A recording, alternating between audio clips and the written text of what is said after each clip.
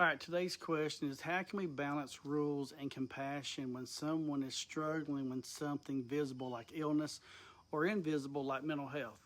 We're in Leviticus chapter 13, and let me tell you, this one might look like it's just about skin diseases, but there's a deep spiritual truth sitting right under the surface.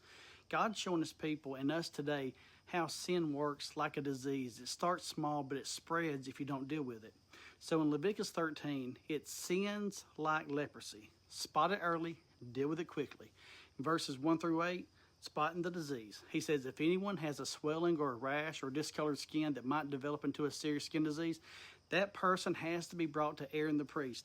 The priest don't just look and say, well, it's fine. No, sir, he inspects it carefully to see if it's spread. If it's spread, it's called ceremonially unclean. Leprosy here is a picture of sin. Sin often starts small, a little spot, a little compromise, but if you let it go unchecked, it spreads and makes you unclean before God. Just like the priest had a spot and deal with disease, we got to call out and cut off sin before it grows. In verses 9 through 17, we see the deeper infection. He says, if the priest finds that the sore has turned white and the hair has turned white and there's an open sore in the affected area, it's a chronic skin disease. If the disease is deep and active, the person is declared unclean and then he's separated from everybody. Sin ain't just skin deep, it goes deep into the heart. And God's people got to deal with sin at the root, not just cover it up. Surface cleaning won't fix deep infection. You got to let God do heart surgery to make you clean again.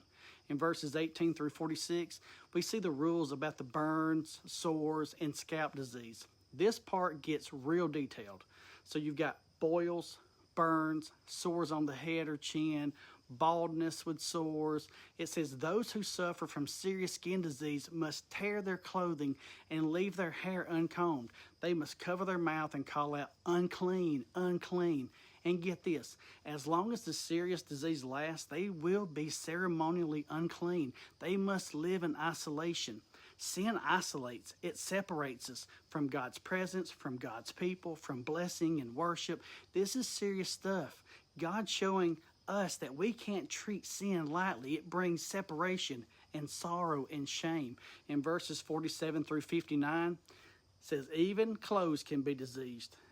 Any clothing that has been contaminated with mildew, whether made of wool or linen, if mildew, a kind of corruption, spreads in cloth, it's called unclean, and it's got to be burned.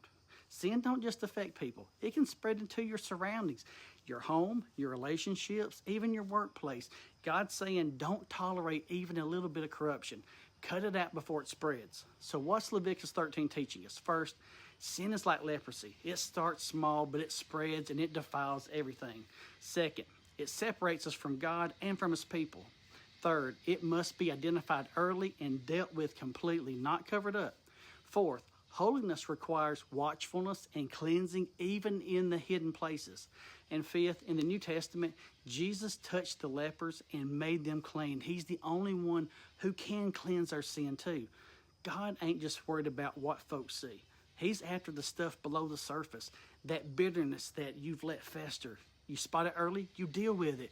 That little sin you think nobody knows about, it's spreading. Cut it off now. That compromise in your home or your church, don't ignore it. Root it out before it takes over.